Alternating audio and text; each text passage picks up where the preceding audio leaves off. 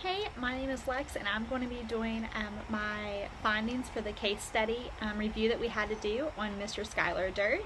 For phase one, the introduction phase, I feel like throughout this whole case study, I was kind of nitpicking every video just to make sure I covered as many errors as I could find. So I might have went a little bit overboard on some of them.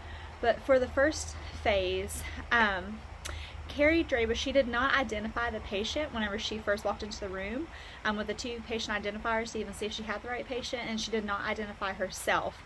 And she did not wash her hands in any of the phases that I saw, so that was a major one for me. So anytime she entered the room in any of the phases, she never identified herself, she never washed her hands, and she never ever used the two patient identifiers for any of the phases. Also, whenever she was assessing the patient, she did not ask about any allergies. She did not even ask the patient's name.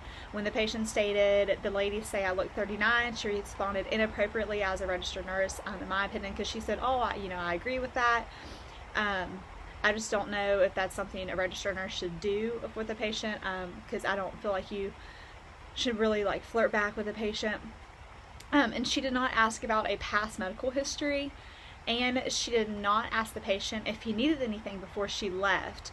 Also, she did not ask him to rate his pain that he was having on his belly pain. Didn't ask where it was or anything like that. Just said, where are you having pain, belly pain, that kind of thing.